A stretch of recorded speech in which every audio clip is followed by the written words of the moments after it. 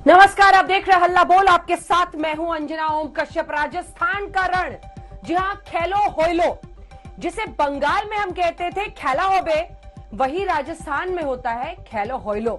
आइए जरा आपको बताते हैं कि ये किस खेल का जिक्र हम आज कर रहे हैं हल्ला बोल में। जी हां, एक तरफ सचिन पायलट और उनकी बीजेपी में एंट्री हो सकती है, कांग्रेस में मनाया जा सकता है, इन सब पर घमासान जारी है।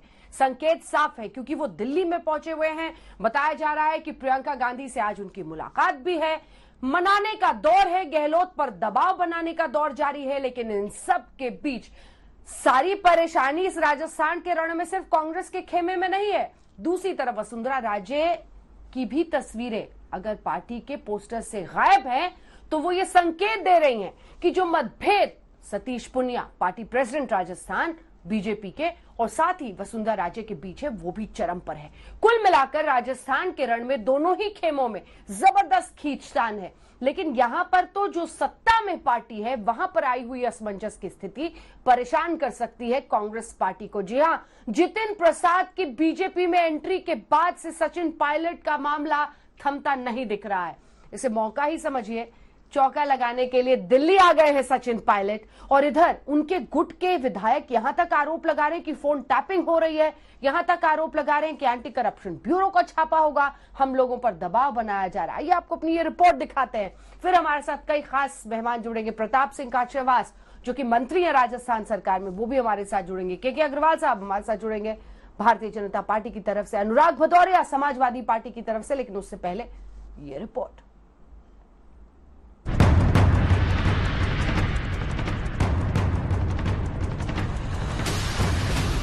सचिन पायलट 2 दिनों से राजस्थान छोड़कर दिल्ली में डटे हैं। शायद सोच कर आए हैं कि अब की बार इस पार या उस पार। उन्होंने खुद चुप्पी साध रखी है, लेकिन उनके समर्थकों ने लगातार पार्टी आला कमान पर दबाव बनाकर रखा है। इसके बारे में पायलट साहब स्वयं कह चुके हैं कि 10 महीने हो गए हैं और 10 महीने बहुत ज्यादा समय हो गया है। तत्काल इसका निस्तारण हो जाना चाहिए। जो भी बात हुई हाईकमान से हमने कहा और उन्होंने हमें वादा किया, उस पर अभी तक अमल नहीं हुआ। तो उस पर अमल नहीं हुआ तो उससे असंतोष होना वाजिब ही है। और जहाँ तक कामकाज की, विकास की, जनता की समस्याओं की बात, उस पर भी पूरी तरह से गौर नहीं हो रहा है। जितिन प्रसाद के जाने के झटके से कांग्रेस आला कमान सकते में है, लिहाजा सचिन पायलट से सुलह समझौते की कवायद तेज कर दी गई है। सूत्रों की माने तो राजस्थान का विवाद खत्म करने के लिए खुद सोनिया गांधी एक्टिव है। आज किसी भी वक्त सचिन पायलट की प्रियंका गांधी से मुलाकात हो सकती है। पिछले 2 दिनों से प्रियंका लगातार सचिन पायलट के संपर्क में है। पार्टी ने गहलोत और सचिन पायलट के बीच मध्यस्थता का काम कमलनाथ को सौंपा है। पायलट समर्थक 4-5 विधायकों को गहलोत मंत्रिमंडल में जगह मिल सकती है। राजस्थान कांग्रेस के प्रभारी अजय माकन सचिन पायलट को लेकर राहुल गांधी के संपर्क में है। खबर यह भी है कि सचिन पायलट को दिल्ली की राजनीति का ऑफर दिया गया, लेकिन वो राजस्थान छोड़ने को तैयार नहीं। बताया जाता है कि सचिन पायलट को पार्टी के महासचिव पद का ऑफर किया गया, जिसे उन्होंने अस्वीकार कर दिया। कहा जा रहा है कि राजस्थान कांग्रेस के झगड़े को खत्म करने के लिए कांग्रेस की राष्ट्रीय अध्यक्षा सोनिया गांधी भी सक्रिय हो गई हैं। कांग्रेस आलाकमान चाहता है कि राजस्थान की सुलगती राजनीति पर सुलह के ठंडे छींटे जल्दी से जल्दी डाल दिए जाएं। लेकिन सवाल उठता है कि लड़ाई किस चीज के लिए है। पायलट कह रहे हैं कि मंत्रिमंडल में जगह मिले, राजनीतिक नियुक्तियों में जगह मिले, कार्यकर्ताओं के आत्मसम्मान को बचाया जाए। मगर जानकार जानते हैं कि कहीं पर नजर है, कहीं पर निशाना। अगर सुलह हो भी गई तो ये अल्प विराम होगा, क्योंकि झगड़ा तो मुख्यमंत्री की कुर्सी के लिए है। पायलट हमारे नेता हैं, पूर्व प्रदेश अध्यक्ष हैं, कांग्रेस के दमदार नेता हैं। कहीं दिक्कत वाली बात कांग्रेस में है ही नहीं। ये प्रश्न कैसे उठ रहे हैं? कांग्रेस में कहीं कोई दिक्कत वाली बात नहीं। इस बीच राजस्थान में एक बार फिर फोन टैपिंग का विवाद सिर उठा रहा है। सचिन पायलट खेमे के विधायकों ने गहलोत सरकार पर आरोप लगाया है कि उनके फोन टैप किए जा रहे हैं। कुछ लोगों ने कहा है, हमारे विधायक साथियों ने भी कहा है, उधर के जो विधायक साथी हैं तो उन्होंने भी ये चीज कही है कि फोन टैपिंग हो रहे हैं। अधिकारियों को किसी भी तरह पे, उच्च अधिकारियों द्वारा या आदि से नीचे वाले अधिकारियों को भी ऐसा हो रहा है, उनको डराने धमकाने जैसी बात सामने आई। इधर उधर की बात करती है बीजेपी। तो मैं इतना कह सकता हूँ, राजस्थान में हमारे यहाँ फोन टेपिंग की कोई परंपरा नहीं है, ना फोन टेपिंग होती है, ना कोई लेना देना है। यदि किसी को कोई शिकायत है, मुख्यमंत्री जी से मिलना चाहिए, उन लोगों के नाम बताने चाहिए। बिना नाम के ऐसे मैं जवानी जमा खर्च कर दूं, मेरा ये मानना है कि इस तरह की कोई परंपरा नहीं है। इसलिए यदि है तो आप नाम बता दो। कांग्रेस में घमासान और फोन टैपिंग विवाद को लेकर बीजेपी चुटकी ले रही है। देखिए, वर्तमान कांग्रेस सरकार अवैध तरीके से जनप्रतिनिधियों के टेलीफोन टैप करती है और उसे अपने राजनीतिक हथियार के रूप में उपयोग करती है। ऐसा अनेक बार अनेक लोगों ने आरोप लगाए हैं। मुझे लगता है कि कांग्रेस को, कांग्रेस की सरकार और सरकार के मुखिया को इसका स्पष्टीकरण करना चाहिए। ऐसा नहीं है कि राजस्थान में सिर्फ सत्तारूढ़ कांग्रेस में ही घमासान है, बीजेपी में भी सब कुछ ठीक नहीं है। जयपुर के बीजेपी मुख्यालय में लगे पोस्टर और होर्डिंग्स पर नजर डालिए, वसुंधरा राजे दिखाई नहीं दे रही। ये हमारे लिए किसी तरीके से झगड़े का विषय नहीं है, हमारे लिए कोई मुद्दा नहीं है। आप लोग इस पर चर्चा करते हैं, मुद्दा बनाते हैं, उसको मुझे लगता है हमें तो कोई ऐतराज नहीं है, क्योंकि इसमें आजादी है अभिव्यक्ति की भी, देखने की, दिखाने की। लेकिन पार्टी के भीतर ऐसा नहीं है, और जो लोग सोचते हैं तो उस पर भी मैंने आपको पूरे तरीके से एक्सप्लेन किया है। ये जरूर है कि जब परिस्थितियां बदलती हैं, नेतृत्व बदलता है, पीढ़ी बदलती है, तो आज मैं हूं, जरूरी नहीं 20 साल बाद मेरा ही पोस्टर लगे। तो ये चीजें तो सामान्य सी बात है। 20 सालों तक राजस्थान की सियासत में एक्टिव वसुंधरा बीजेपी की तस्वीरों से गायब हो गईं, तो जाहिर है उनके समर्थकों को अच्छा नहीं लगेगा। तो जनसंघ के समय से चल रही है, लेकिन वसुंधरा जी के बिना भारतीय जनता पार्टी राज में आ जाएगी, ये संभव नहीं है। वसुंधरा जी के बिना पार्टी का क्या अस्तित्व है, ये कोई लॉजिकल सवाल नहीं है। पार्टी पुरानी है, जनसंघ के समय से चल रही है, लेकिन आज जिस प्रकार की परिस्थितियां राजस्थान में बनी हुई है, वसुंधरा जी को माइनस करके राजस्थान में राज लाना नेक्स्ट इम्पॉसिबल। बीजेपी मुख्यालय से वसुंधरा राजे के पोस्टर हटे तो झालावाड़ में वसुंधरा राजे और उनके बेटे दुष्यंत सिंह की गुमशुदगी के बैनर पोस्टर लगा दिए गए। इतना ही नहीं, राजस्थान बीजेपी के गुटबाजी में सीडी को भी हथियार बनाया जा रहा है। जयपुर से शरद कुमार के साथ आज तक ब्यूरो। आइए चर्चा की शुरुआत करते हैं। के शर्मा साहब हमारे साथ जुड़ गए भारतीय जनता पार्टी की तरफ से, तो प्रताप सिंह खाचरवास मंत्री राजस्थान सरकार हमारे साथ जुड़ गए, अनुराग भदौरिया जी समाजवादी पार्टी से हमारे साथ जुड़ रहे हैं। मंत्री जी, आपके साथ शुरुआत करना चाहती हूं मैं। सवाल यह है कि देखिए, मैं ये भी चाहती हूं कि कुछ पन्ने आपकी भी जिंदगी के पलटे जाएं। मुझे ये बताइए कि क्या इस बात में दम है जो वेद सोलंकी कह रहे हैं? उनका कहना है कि फोन टैपिंग हो रही है, एंटी करप्शन ब्यूरो का छापा पड़ा जाएगा। क्या यह दबाव है सचिन पायलट गुट पर? और आप तो एक वक्त पर, प्रताप सिंह जी, अगर मैं सही हूं तो बड़े करीबी उनके माने जाते थे। ये कहा जाता है कि उन्होंने जी जान करके लड़ के आपको आगे बढ़ाया, लेकिन एंटी करप्शन ब्यूरो के रेड के बाद आप अशोक गहलोत जी के हो गए। क्या एंटी करप्शन में, सवाल आपसे भी बड़ा है, क्या एंटी करप्शन ब्यूरो के रेड्स को हथियार की तरह इस्तेमाल किया जा रहा है विद इन कांग्रेस एक दूसरे पर दबाव बनाने के लिए? सीधा सवाल है सर आपसे, ईमानदार जवाब। देखिए अंजना जी, आपको ये बात समझनी पड़ेगी। आप आज तक पर बैठकर जिस तरह से बात कर रही है, मुझे बड़ा आश्चर्य है आपकी बात पर। एंटी करप्शन ब्यूरो की कौन सी रेड होगी? एंटी करप्शन ब्यूरो का 10064 नंबर देकर पहली बार पूरे राजस्थान में जबरदस्त काम हो रहा है। रोज पुलिस वाले हर डिपार्टमेंट में रेड होती है। कभी एंटी करप्शन ब्यूरो रेड कोई मंत्रियों के यहां पर तोड़ना हुई है? मंत्रियों के यहां पर होती है क्या? ये आप जिस तरह की बात कर रही हैं, जो आपको जिन लोगों ने बताई है, आपको पूरा इतिहास पता होना चाहिए। सचिन पायलट जी उम्र में मेरे से छोटे हैं, मेरी उनसे बहुत अच्छी मित्रता रही है। वो कोई हमारे दुश्मन नहीं है, हमारी पार्टी में है। और 92 में मैं राजस्थान यूनिवर्सिटी का अध्यक्ष बन गया। जब 2004 में सचिन पायलट जी दौसा से चुनाव लड़ रहे थे, तब मैं जयपुर से 2004 में लोकसभा का चुनाव लड़ रहा था। 2004 में, तब हम एक दूसरे को नहीं जानते थे। कौन किसको आगे बढ़ाता है ये तो फैसला भगवान करते हैं। लेकिन आपको, आप आज तक चैनल पे बैठी हैं, आपको प्रताप सिंह खाचरियावास का इतिहास पता होना चाहिए। मेरे बारे में आप पता करना। वेद सोलंकी का आरोप है, इस यूथ मूवमेंट ये वेद सोलंकी का आरोप है, ये वेद सोलंकी का आरोप है कि आपको भी उन्होंने याद किया। उन्हीं का आरोप है कि एंटी करप्शन ब्यूरो के छापे होंगे। मेरी बात सुनिए, उसी पर जवाब। किसी के आरोप का जवाब नहीं दे रहा। आप मेरी बात सुनिए। मेरे यहाँ पे कभी किसी एंटी करप्शन ब्यूरो, आप कैसी बात करते हैं? एंटी करप्शन ब्यूरो राजस्थान सरकार के अंडर में आता है।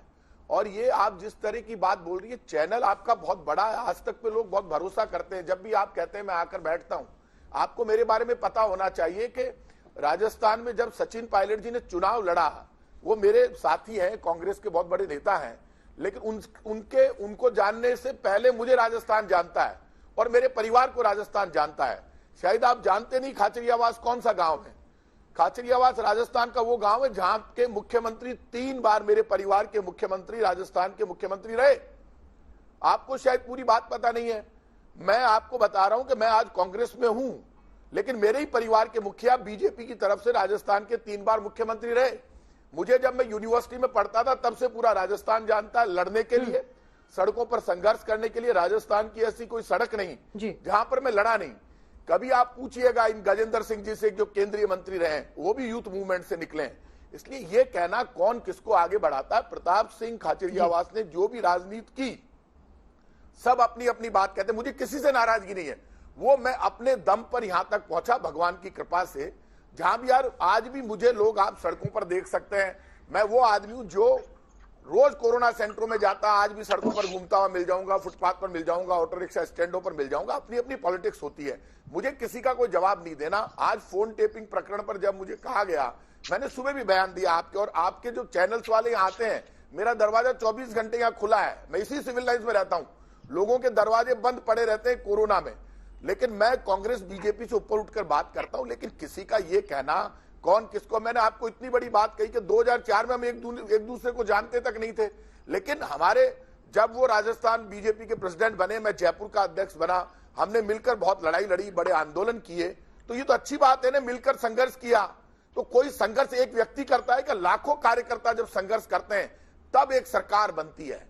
मैं आज कह दूं मेरे इतने इतने मूवमेंट यदि मैं गिनाने लग जाऊं आपको, तो लोग कहेंगे कि राजस्थान का हर आंदोलन, उसमें से 90% आंदोलन लोग कह देंगे प्रताप सिंह खाचरियावास ने किए, हर आंदोलन। तो ये बात करना, मैं नेशनल फेस तो नहीं हूं, मैं ये नहीं कह रहा कि मैं कोई नेशनल फेस हूं, लेकिन राजस्थान की धरती का बच्चा बच्चा, रिक्शे वाले से लेकर गांव ढाणी से लेकर जयपुर तक मुझे सब जानते हैं, कैसे मैं यहां तक आया, मेरे लड़ाइयां कितनी लड़ी, कितने आंदोलन किए। तो ये कहना कौन किसको आगे बढ़ाता है, सब भगवान की कृपा से आगे बढ़ते हैं।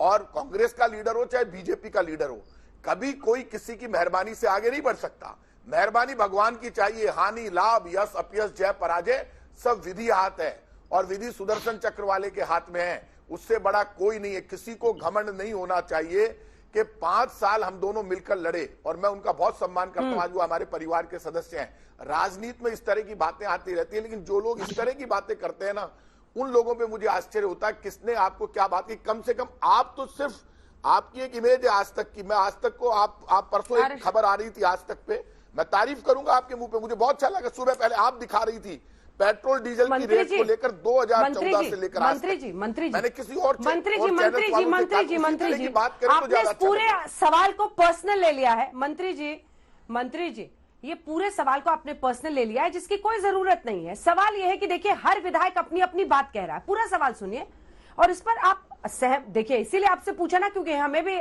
कॉन्फिडेंस है कि आप उसका जवाब देंगे। इसको पर्सनली लेने की जरूरत है नहीं, लेकिन ये सच्चाई है ना कि अभी विधायक कौन किस खेमे का है, पूरा मामला बढ़ चुका है। वेद सोलंकी हो और अब विधायक इधर कभी उधर। अब आप बताइए, क्या दौसा के जो विधायक हैं वो बीच में ऐसा नहीं हुआ था, उन्होंने गहलोत जी के करीब होने के संकेत दे दिए। फिर अभी इस बार जब वो जयंती के लिए गए श्रद्धांजलि देने अपने पिता को सचिन पायलट, तब उनका हम सचिन जी के साथ खड़े हैं। तो ये जो अलग अलग वेपन्स का इस्तेमाल हो रहा है, मैं तो हथियार इसलिए कह रही हूं चाहे क्योंकि फोन टैपिंग को, ये मामला पिछली बार भी आया था खाचरियावास जी, इनकार नहीं आप कर सकते हैं, इससे आया था ना।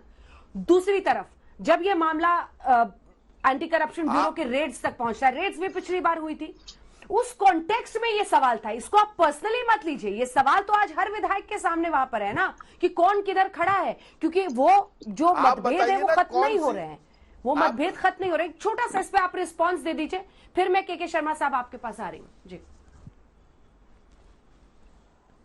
आप एक बात मानकर चलिए कि ये जो आप बात कर रही हैं फोन टेपिंग को लेकर, मुख्यमंत्री अशोक गहलोत खुद होम मिनिस्टर हैं, उन्होंने ये बात क्लियर कर दी कि राजस्थान में किसी भी जनप्रतिनिधि की फोन टेपिंग नहीं होती है, और फोन टेपिंग होती भी नहीं है। कोई भी सरकार हो, जनप्रतिनिधि की फोन टेपिंग हो ही नहीं सकती। फोन टेपिंग होती नहीं है। यदि किसी हमारे साथी विधायक को ऐसा लगता है, वो खुद ये कहते हैं कोई साथी विधायक मेरी तो नहीं हो रही उनकी हो रही, तो आपको नाम बताने चाहिए, मुख्यमंत्री को जाकर नाम बताने चाहिए, जिससे सच्चाई सामने आ सके कि भाई इन विधायकों की टेपिंग हो रही है। कोई आप कह रहे हैं मुझे विधायक कह रहे हैं, तो कोई नाम भी तो होंगे वो विधायकों के कि भाई इनकी टेपिंग हो रही है। सिर्फ हम यूं कह दें कि साहब कुछ विधायकों ने मुझे कहा फोन टेपिंग हो रही है, तो प्रेस वाले पूछेंगे आपकी हो रही है, बोले मेरी नहीं हो रही है, तो आप नाम बता दीजिए जिनकी हो रही है, तो सामने आ जाएगी सच्चाई। मीडिया भी उनसे बात कर लेगा, कानून भी उनसे बात कर लेगा, सच्चाई तो सामने आए।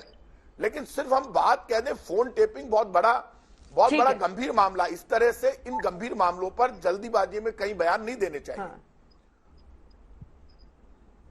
ठीक है, शर्मा जी, अनुराग भदौरिया जी मैं आ रही हूँ आपके पास भी इसके बाद फौरन। शर्मा जी, पहले वसुंधरा राजे जी की तस्वीर तो लगा लीजिए अपने दफ्तरों में, क्या उनके योगदान को अब आप लोगों ने पूरा इरेजर से मिटा दिया है क्या? यहाँ पर जो लड़ाई चल रही है उस पर आपकी नजर है, पड़ोसी के घर में, अपने घर में बताइए क्या हो गया है? अंजना जी, अभी हमारे अध्यक्ष जो प्रदेश के हैं सतीश पूनिया जी का आपने बयान दिखाया, एक कार्यालय में जहां पोस्टर लगते हैं उसके कुछ नॉर्म्स तय हैं पार्टी स्तर पर, वहां पर प्रदेश अध्यक्ष, नेता प्रतिपक्ष, इनके फोटो हैं। ऐसे तो आप प्रश्न उठाएंगे तो बहुत सारे फिर प्रश्न आएंगे, भैरव सिंह शेखावत जी का फोटो क्यों नहीं है, आपने उन्हें हटा दिया, आपने यहाँ केंद्र में कई लोगों को हटा दिया, ऐसे तो बहुत सारे प्रश्न। हर चीज की एक लिमिट, एक सीमा होती है ना किसी चीज की, तो इसको ये कोई विषय नहीं है कि उनका फोटो नहीं। और वर्तमान में वसुंधरा जी राष्ट्रीय स्तर पर पार्टी की आपका भोलापन भी कमाल का है। एक मिनट अंजना जी, मैं अपनी बात शर्मा जी, भोलापन भी आपका कमाल है सर। बताइए सर। हाँ, करिए आराम से। नहीं, इसमें क्या भोलापन, मुझे तो समझ नहीं, आप अभी भोलापन समझ रहे हैं, मैं तो आपको वो स्थिति बता रहा हूँ। आप ऐसे तो आप यहाँ प्रश्न उठाने लगेंगे कि आपने जो है केंद्रीय स्तर पर जो पोस्टर लगे हैं उसमें इनका फोटो नहीं है जी, उनका फोटो नहीं है जी, आपने उनको इरेज कर दिया क्या? तो ऐसा नहीं होता है। ये संगठनात्मक पार्टी है, यहाँ कुछ चीजें तय हैं कि किसके फोटो कहाँ पर लगे, निश्चित तौर से जो उस समय पद पे है। और स्वयं पूनिया साहब ने भी आपको इसको स्पष्ट किया कि कोई हमेशा किसी की फोटो लगती नहीं है। ऐसे तो बहुत सारे आप नाम निकाल सकते हैं हमारे यहाँ। खैर, इस विषय पे मैं आपने कहा, मैं स्पष्ट कर दिया। मैं अभी जो खाचरिया साहब को सुन रहा था, देखिए विषय इनके घर के अंतर कला का है अंजना, हमारा उसमें स्टेक नहीं। लेकिन आप वीडियो आज जो चर्चा के लिए आपने बुलाया तो हम जरूर उसमें प्रश्न रखेंगे। जितनी बात अभी खाचरिया साहब ने कहा है, इन्होंने बहुत सारे प्रश्नों पर, ज्यादातर तो ये मैं पर ही ले गए अपनी, कि मैं यहाँ से निकला, वहां से किया, ये किया। प्रश्न ये नहीं है। प्रश्न आज ये है कि ये जो पायलट पार्ट 2 जो चल रहा है, इस पे जो फोन टैपिंग का आरोप लगा, इसके पहले क्या कोई ऐसा सीएम हो सकता है जो अपने डिप्टी सीएम के ऊपर केस दर्ज करे? ये पहली घटना राजस्थान में हुई। ऐसा क्या कोई सीएम हो सकता है जो अपने डिप्टी सीएम और पूर्व अध्यक्ष, जिसके उसमें नेतृत्व में चुनाव हुआ, उसको नकारा कहे, निकम्मा कहे, अंग्रेजी वाला कहे, और फिर एक शब्द उपयोग कहे कि इनका रगड़ा ही नहीं हुआ है? ये सब बयान किसके हैं अंजना जी? ये प्रताप जी यदि बता देते तो अच्छा होता। ये सब कह रहे हैं, नहीं, लेकिन शर्मा जी, ये सब वो कह रहे हैं, लेकिन वो फिर भी वही हैं। वो अरे वो तख्ती लेके बीजेपी के खिलाफ महंगाई के नारे लगा रहे हैं। वो कह रहे हैं कि कोरोना में आप फेल हो गए। वो कह रहे हैं कि वैक्सीन पर आपको कंफ्यूजन है। बीजेपी की तरफ झुकाव कहाँ दिखा रहे हैं? आपने ज्योतिरादित्य सिंधिया को, आपने जितिन प्रसाद को तो इधर रिझा लिया, लेकिन सचिन पायलट टेढ़ी खीर है बीजेपी के लिए। हमें अंजना जी किसी को रिझाने की, एक मिनट अंजना जी, हमें किसी को रिझाने की जरूरत नहीं है। हम क्यों प्रतिक्रिया दे रहे हैं मैं स्पष्ट कर देना चाहता हूं आपको। हम इसलिए प्रतिक्रिया दे रहे हैं कि राजस्थान में 2018 में सरकार बनी, लगभग 3 वर्ष पूरे होने जा रहे हैं उस सरकार के। 2018 के बाद निरंतर उस सरकार में अस्थिरता का माहौल है, निरंतर आपसी लड़ाई झगड़े हैं, वो भी इनके पार्टी के अंदर के लोगों के कारण। हम वहां एक सशक्त विपक्ष हैं। हमारी भूमिका क्या होनी चाहिए विपक्ष के नाते? आप अस्थिरता के साथ वहां सरकार चलाएंगे, कोई विकास का कार्य नहीं करेंगे, कानून व्यवस्था की धज्जियां उड़ाकर वहां पर रखेंगे, आप जनता का हित नहीं करेंगे, तो हम विपक्ष क्या करें? हम आपसे प्रश्न न करें, आपकी खामियों को न उठाएं, आपके लोगों को हम एक्सपोज न करें? आखिर प्रश्न जनता का है। जनता ने हमें भी जिताकर वहां विपक्ष बनाया है ना। आपके घर की आपसी लड़ाई के लिए आपको सत्ता थोड़ी ना दी है। तो फिर आप अपने घर की लड़ाई के लिए यदि जनता के हितों को बलि चढ़ाएंगे तो हम आपको बार बार, एक बार नहीं बार बार आप पर प्रश्न उठाएंगे और हम आपका पूरा विरोध भी करेंगे। और कांग्रेस की घरेलू लड़ाई की वजह से जनता के हितों की अनदेखी हो रही है भदौरिया साहब, ये कह रहे हैं शर्मा जी। ठीक है, इसके बाद में प्रताप सिंह जी आपके पास आ रहे हैं। अनुराग भदौरिया जी। देखिए शर्मा जी दरअसल में थोड़ा सा बोलने में हिचकिचा रहे हैं। असली प्रश्न की बात नहीं कर रहे हैं। प्रश्न ये है कि इतनी महत्वाकांक्षा क्यों? इस समय देश एक वार से गुजर रहा है। कोरोना अभी अनलॉक है, पूरी तरह से लॉक नहीं हुआ है। लगातार कोरोना के केसेस अभी भी चल रहे हैं और आप इतनी अति महत्वाकांक्षा में हैं कि आपको सिर्फ दूसरों की पार्टी में कमियां दिखाई पड़ रही हैं। आप ये नहीं बात कर रहे कि कैसे हमें कोरोना पे काबू पाया जाए, कैसे हम यहाँ पे महंगाई या बेरोजगारी कम करें, उसके बारे में बात नहीं करना चाहते आप। ऐसा क्यों भाई शर्मा जी? शर्मा जी, आपको चिंता दूसरों की पार्टी की बहुत रहती है, अपने बारे में भी चिंता रहती है, लेकिन देश ने आपको दूसरों की पार्टी की चिंता के लिए नहीं चुना है। देश ने आपको चुना है राष्ट्र को बनाने के लिए, राष्ट्र निर्माण के लिए। तो आप राष्ट्र निर्माण की बात कहां कर रहे हैं? आप तो भाजपा निर्माण की बात कर रहे हैं। राष्ट्र निर्माण का तो सिर्फ आप स्लोगन देते हैं। अगर राष्ट्र निर्माण की बात कर रहे हो तो आप प्रश्न उठाते हैं कि इस समय हर किसी दल को अपनी महत्वाकांक्षा छोड़ देनी चाहिए।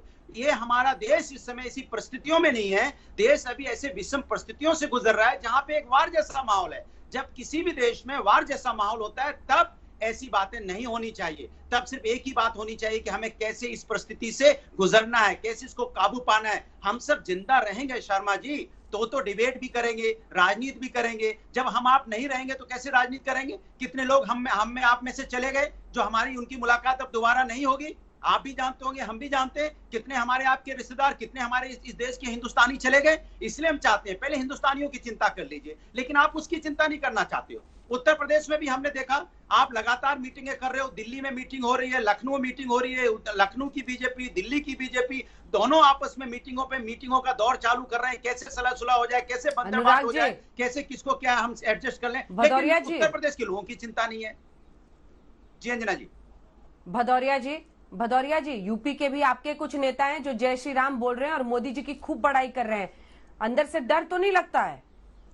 देखिए एक चीज मैं आपको बता दूं, डर किसको डर लगता है? भारतीय जनता पार्टी से तो किसी को डर नहीं लग सकता, क्योंकि ये तो राष्ट्र की बात करती नहीं है। ये तो हमेशा राष्ट्र के लिए तो उन्होंने कोई काम किया नहीं। ये तो झूठी और जुमलेबाज पार्टी है जिसने झूठ पे पूरा अपनी इमारत खड़ी की हुई है। जिसने बोला था हिंदुस्तान में हम 5 ट्रिलियन इकोनॉमी की बात करने वाले, आज बांग्लादेश से भी नीचे हमारी जीडीपी चली गई है। ये क्या बोलेंगे? इन्होंने जो बोला था कि हम आएंगे, स्मार्ट सिटी और बुलेट ट्रेन कहाँ चलेगी पता नहीं, और हिंदुस्तान को डिजिटल इंडिया, नया भारत और पता। शर्मा जी जवाब देना चाह रहे हैं, लेकिन शर्मा जी थोड़ा सा रुक जाइए। भदौरिया जी रुक जाइए। प्रताप सिंह जी, क्या कांग्रेस पार्टी के लिए ज्योतिरादित्य सिंधिया, जितिन प्रसाद, इन सब के बाद एक डर भय तो मन में बैठ ही गया है ना, जिसका फायदा उठाते हैं तमाम नेता। ऐसी परिस्थिति आती है वो दबाव बनाना शुरू कर देते हैं। दिल्ली में है, प्रियंका गांधी से सचिन पायलट की मुलाकात होने वाली है, और आपकी घर की लड़ाई सड़क पे आई ना, सड़क पे आई। आप अलग जगह। अच्छा आप मुझे बताइए प्रताप सिंह जी, अभी जब आप लोग महंगाई के खिलाफ प्रोटेस्ट कर रहे थे तो ये सच है ना कि शाम तक क्लियर नहीं किया गया था कि कांग्रेस पार्टी कहां पर राजस्थान कांग्रेस प्रोटेस्ट करेगी? आप कहीं और कर रहे थे प्रदेश अध्यक्ष के साथ धरना प्रदर्शन, और सचिन पायलट की टीम कहीं और कर रही थी, और वहां उनके कार्यकर्ता कह रहे थे कि मुख्यमंत्री वही बनेंगे। तो खेलो हो लो। जी हाँ, एक तरफ खेला होबे बंगाल के लिए कहा जाता है, तो क्या राजस्थान में जो खेल चल रहा है उसी पर आप कर रहे हैं चर्चा। और इस चर्चा में आपने देखा, चाहे वो कांग्रेस का खेमा हो, बीजेपी हो, दोनों तरफ ही सुगबुगाहट बड़ी अच्छी नहीं है। क्योंकि एक तरफ वसुंधरा राजे सिंधिया जो कि हमेशा से बीजेपी की उम्मीदवार रही मुख्यमंत्री की, उनका चेहरा अब पोस्टर से गायब है। यानी क्या राजस्थान की पॉलिटिक्स से अब उन्हें अलग किया जा रहा है जब पार्टी विपक्ष में है? तो दूसरी तरफ कांग्रेस खेमे की लड़ाई खत्म नहीं हो रही, पायलट की लैंडिंग स्मूथ हो ही नहीं रही। जी हाँ, सचिन पायलट की, और इसी पर हम कर रहे हैं। जो प्रकाश सिंह जी, मैंने आपसे सवाल पूछा था उसका जवाब दीजिएगा। महंगाई के खिलाफ, बीजेपी के खिलाफ तख्ता लटकाकर आप लोग विरोध प्रदर्शन कर रहे हैं। राजस्थान कांग्रेस कहीं और प्रोटेस्ट कर रही है, सचिन पायलट गुट कहीं और कर रहा है। कार्यकर्ता उनके कह रहे हैं कि वही मुख्यमंत्री बनेंगे। वहां पर राहुल गांधी और सचिन पायलट के नारे लग रहे हैं, लेकिन अशोक गहलोत का नाम नदारत है। मतभेद सड़क पर आप लोग लाए ना प्रताप सिंह जी। देखिए अंजना जी, ये जो हमने प्रदर्शन किया पूरे देश में, ऑल इंडिया कांग्रेस कमेटी ने आह्वान किया कि पेट्रोल डीजल की रेटें बहुत ज्यादा बढ़ गई है। आप भी दिखा रहे थे, अभी शर्मा जी बहुत बड़ी बड़ी बातें कह रहे थे। इन्होंने ही नारा दिया था अब और नहीं पेट्रोल डीजल की मार, अब की बार मोदी सरकार। 2014 में 9 रुपए और 3 रुपए एक्साइज ड्यूटी लगती थी।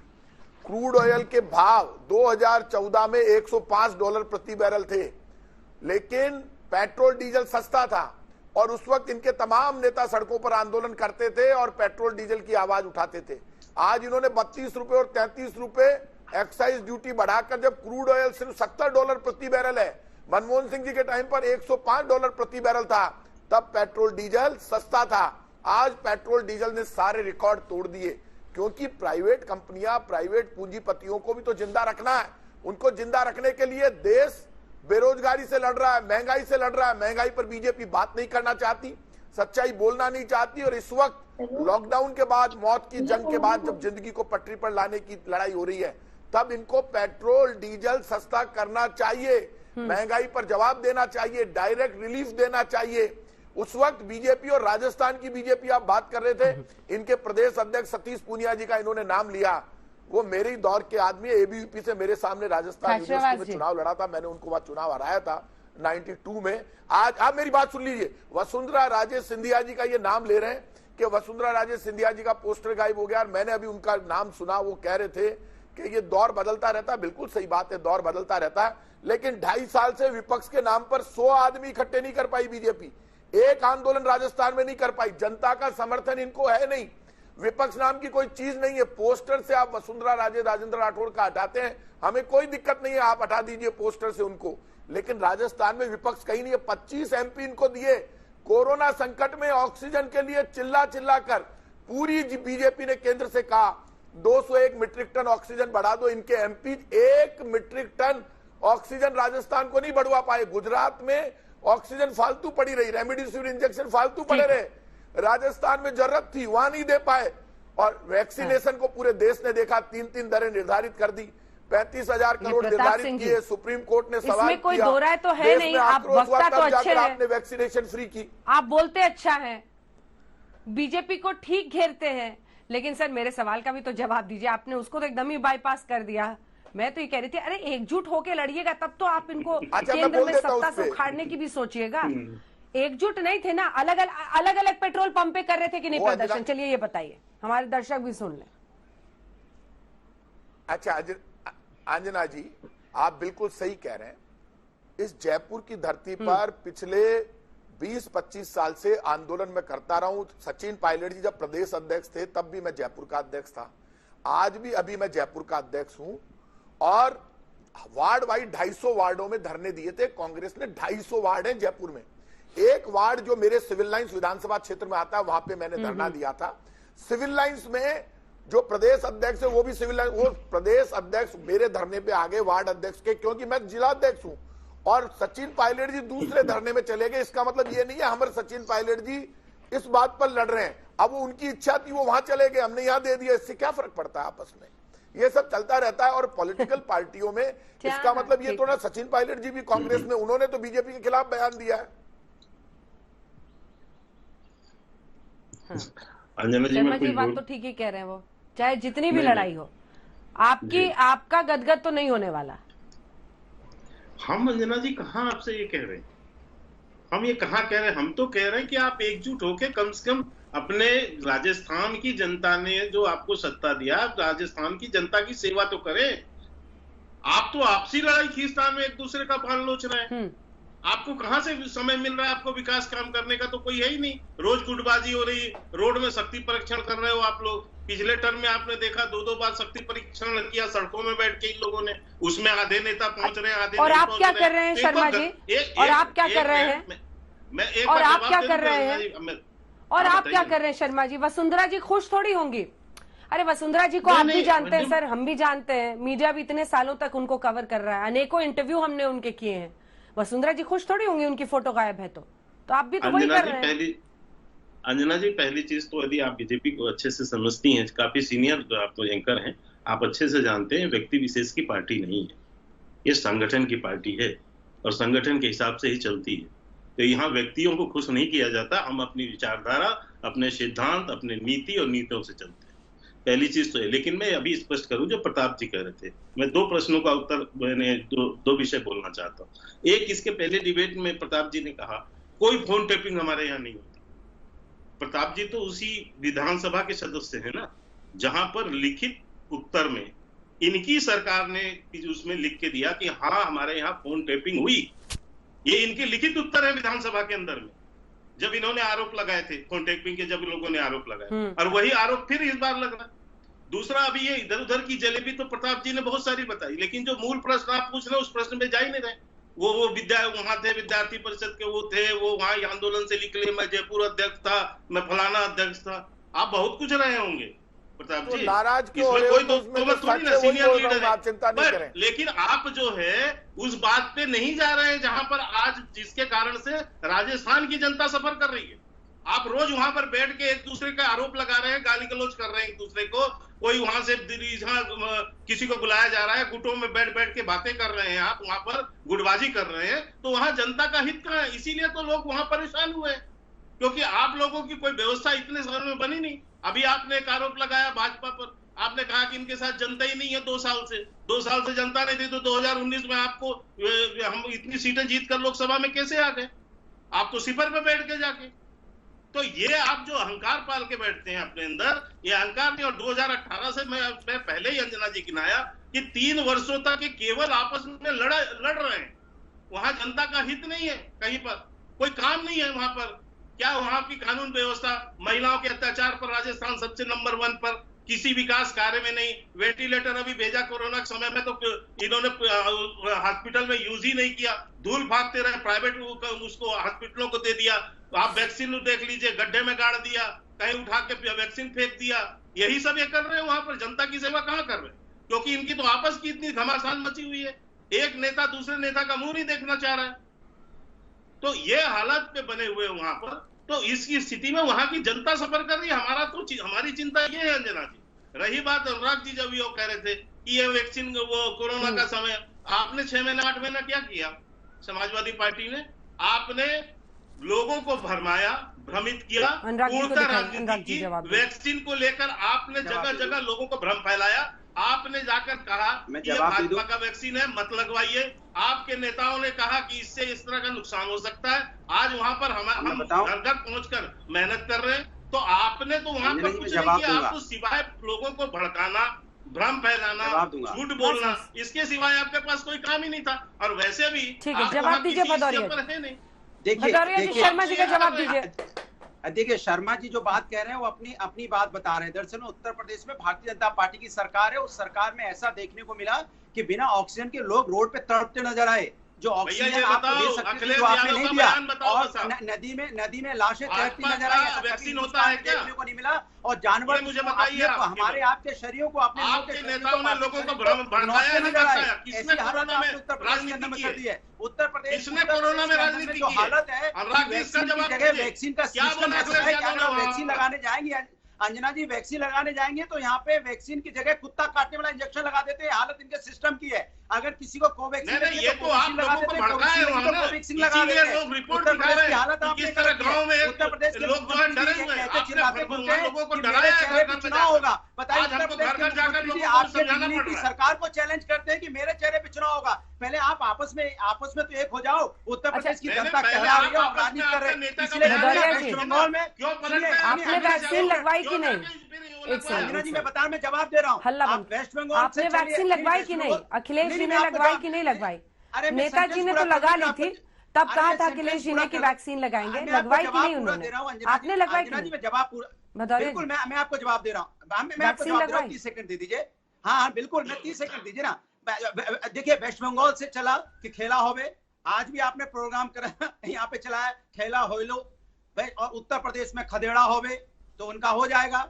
वैक्सीन की बात है, हमने वैक्सीन लगाई है, हिंदुस्तान के वैज्ञानिकों की वैक्सीन है। भारतीय जनता पार्टी इतनी समझदार पढ़ी लिखी नहीं है कि वैक्सीन बना लेगी, सबको पता है। और हमने बोला था ये बीजेपी की वैक्सीन नहीं है, ये बीजेपी के सिस्टम के भ्रष्टाचार है, जिसपे विश्वास नहीं होता। जैसे हमने बोला कुत्ता काटने वाला इंजेक्शन लगा देते हैं वैक्सीन की जगह, इनकी वैक्सीन रोडों पे घूमती नजर आती है, ये इनका सिस्टम है। इनकी वैक्सीन लगाने जाओ तो वैक्सीन में ताला बंद नजर आता है, वहां पे वैक्सीन इनके यहाँ होती नहीं है, होती है तो वहां पे लगाने वाले नहीं होते हैं, ये इनके यहाँ सिस्टम है, धूप में रखे बैठे रहते हैं। मैं आपसे अंजना जी कहना ये चाहता हूँ कि पूरे देश के अंदर में वो तो ये जो ठीक है खेला सर। वर्ड है ना, ये खेला ही भारतीय जनता पार्टी का खेला कर देगा। वेस्ट बंगाल में हुआ, आपका प्रोग्राम जो आप बता रहे खेला हो लो, उत्तर प्रदेश में भी इनका खदेड़ा हो जाएगा, क्योंकि इनका काम तमाम हो चुका है। क्योंकि उत्तर प्रदेश की और देश की जनता जान चुकी है ये जुमलेबाज पार्टी है। व्यक्तिगत आरोप लगाएगी लेकिन जनता की बात नहीं करेगी। इनका एक ही धंधा है, किसी के व्यक्तिगत लगाना, किसी का।